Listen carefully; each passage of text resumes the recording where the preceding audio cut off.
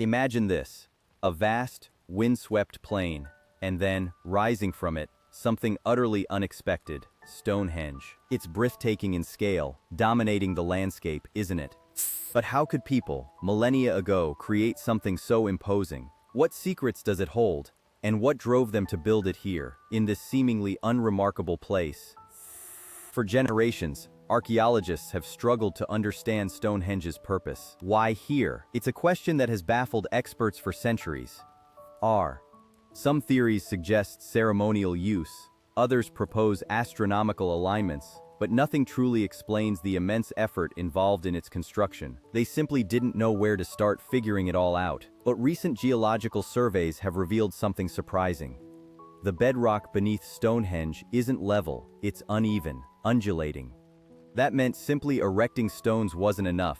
They had to prepare the ground first. Just preparing the site alone would have been a monumental task. Imagine how much work that must have taken. Early theories painted Stonehenge as a temple, a place of worship and ritual. A simple explanation, perhaps. But the evidence is elusive. It doesn't quite fit.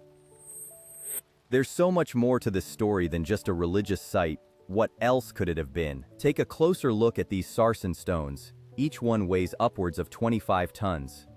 Their surfaces are precisely shaped, yet they were moved and fitted with incredible accuracy. The sheer scale is mind-boggling. How could people without modern machinery possibly accomplish this? Then came a breakthrough, the discovery of antler picks.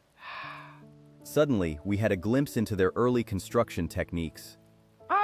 It seems they used antlers, yes, deer antlers, to lever and shape the stones. Can you imagine using something like that? Analysis revealed wear patterns on these picks, subtle grooves etched by countless hours of painstaking work.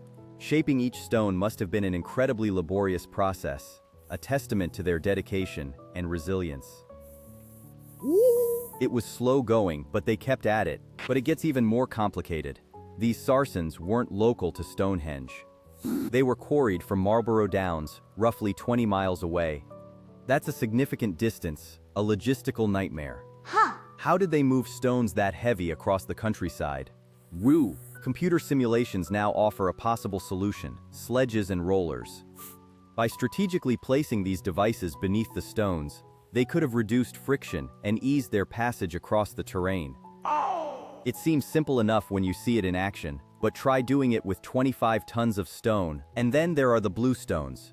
These aren't from around here at all. They originated in the Preseli Hills, in Wales, over 140 miles away. Suddenly, we're facing an even greater mystery. How did they transport these stones? What motivated such a monumental undertaking? Finding the best bluestone source wasn't simple either. Early quarrying attempts were made elsewhere, like at the Rollright Stones in Oxfordshire. These sites show evidence of exploration before Preseli Hills was chosen. Perhaps they initially sought different kinds of stone altogether, experimenting with what felt right for a monumental structure. Ultimately, though, those stones weren't quite it, leading them further west. Imagine the sheer human effort involved. One frizz moving those bluestones wasn't just lifting, it was a monumental logistical challenge. Experimental archaeology has tried to recreate that journey, using rafts and a whole lot of manpower. Teams have managed to pull these stones across land and water, showing us how much coordination and muscle power would have been needed. It truly underscores the dedication required for this project. The land journey alone would have been brutal. But maritime archaeologist Dr. Alara Davies believes coastal routes played a role too, at least for some of the stones. Utilizing waterways, especially rivers, could have significantly reduced the overland distance and lessened the burden on those doing the hauling. It's likely a combination of methods was used, depending on the terrain. Here's a surprising twist: Stonehenge wasn't built all at once. Radiocarbon dating has revealed multiple phases of construction spanning centuries. It developed organically, slowly evolving over time. What started relatively simple gradually transformed into the iconic monument we recognize today. But what triggered those changes? What caused this long period of building and modification? The initial phase was much more humble. A circular ditch and bank, a henge, was dug out. And remarkably, the entrance to this henge aligns precisely with the sunrise on the summer solstice. That suggests an astronomical element from the very beginning, a deliberate connection to the cycles of the sun. Digging into that ditch has revealed a treasure trove of clues. Animal bones, lots of them, as well as pottery fragments and worked flint tools. It paints a picture of feasting, of ceremonial activity. This wasn't just some empty space, it was a gathering place, a focal point for the community from very early on. The animal bones tell another compelling story: large-scale slaughtering. Hundreds of animals, mostly cattle and pigs. Morsely. It's hard to ignore the implications. Were these massive feasts? Ritualistic offerings to appease the gods? Perhaps a combination of both. Whatever the reason, it demonstrates a level of organization and resource commitment that's truly remarkable. Finally, those massive sarcens arrived, transforming Stonehenge into something truly monumental. Arranged in a circular outer ring and then a horseshoe shape within, this final arrangement completely reshaped the layout and imbued it with new symbolic meaning. But what exactly was that meaning? Fourfold. And how did Stonehenge ultimately function as a place of worship, ceremony, or perhaps something else entirely? Imagine a calendar etched in stone, marking the passage of time with uncanny precision. That's what Stonehenge seems to suggest, an ancient observatory charting the heavens. But how could our ancestors, without telescopes or complex calculations, align these massive stones with the sunrise on summer solstice and the sunset on winter? It's more than just coincidence. It hints at a sophisticated understanding of astronomy that challenges everything we thought we knew about Neolithic life. Modern computer models are now recreating Stonehenge's potential function, running simulations to see if its alignments could predict eclipses and other celestial phenomena. The results? Astonishing accuracy. It wasn't just about marking solstices. These people were tracking lunar cycles, forecasting astronomical events, a level of knowledge that simply shouldn't exist so early in human history. So what does this tell us about their intellectual capacity, and how did they transmit this understanding across generations? But Stonehenge wasn't just an astronomical puzzle, it was also a place of burials.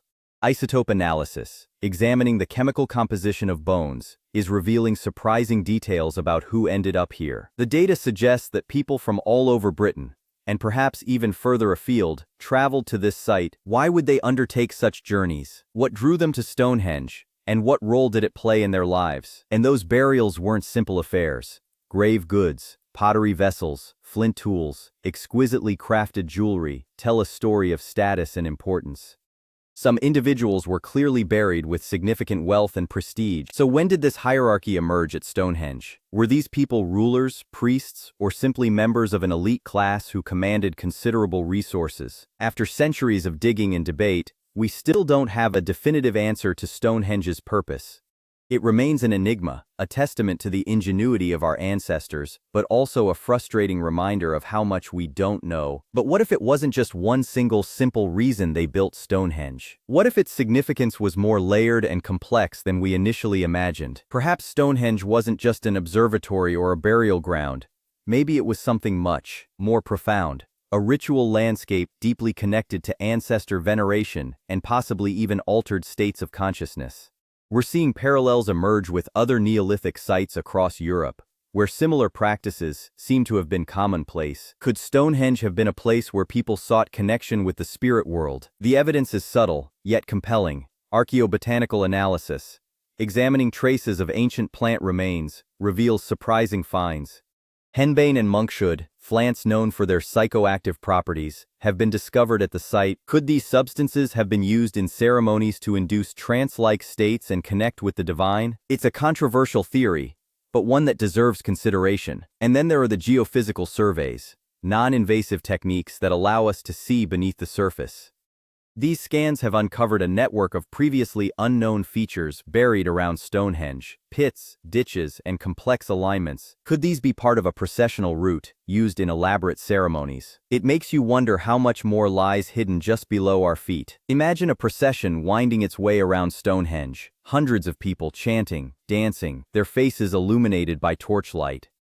What would that have been like? We've created a reconstruction to try and capture the atmosphere, incorporating music inspired by ancient rituals. But can we truly know the experience of those who participated in these ceremonies millennia ago? And then there's the mystery of the blue stones, massive stones quarried hundreds of miles away in Wales. Their transport to Stonehenge represents an astonishing feat of engineering and logistics. It likely involved a collaborative network spanning generations, demonstrating remarkable cooperation and shared purpose across vast distances. How did they manage it? The story of Stonehenge is far from over. Imagine a world dramatically different from our own, shaped by shifting weather patterns. Analysis of pollen grains preserved in the soil for millennia reveals how much the environment around Stonehenge changed during its construction. We're talking fluctuating rainfall, warmer summers, and colder winters, all impacting where people settled and what resources they accessed. Could these climatic shifts have driven communities towards Salisbury Plain, or perhaps influenced their need to build something monumental? A testament to resilience in an unpredictable world. Stonehenge has always captivated us. From Roman writers marveling at its unnatural form to Victorian artists romanticizing it as a druidic temple, this place sparks something deep within us. But why does a circle of stones so consistently fire our imaginations across cultures and time periods? It's easy to dismiss it as just ancient history, but perhaps Stonehenge holds up a mirror reflecting our own enduring fascination with the unknown, with mysteries that defy simple explanation. For years we thought Stonehenge was built relatively quickly. But new techniques, radiocarbon dating of organic materials found within the monument itself, are rewriting that story. It wasn't a single project, it was an evolution spanning centuries with construction phases overlapping, stones rearranged, and additions made over time. So when did this gradual transformation take place? And what does this extended timeline tell us about the changing beliefs and purposes of those who built it? Today, some seek connection with Stonehenge through ancient traditions. Druids, modern practitioners drawing inspiration from Celtic spirituality, gather here to honor the cycles of nature and their ancestors. They see it as a sacred place, charged with an energy that transcends time.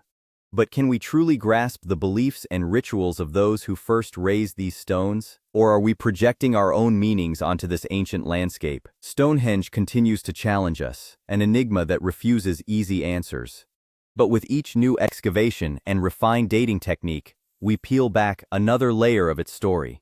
What other secrets lie buried beneath the turf? Will future technologies reveal even more about this extraordinary monument? And what will those discoveries tell us about ourselves and our place in the long arc of human history?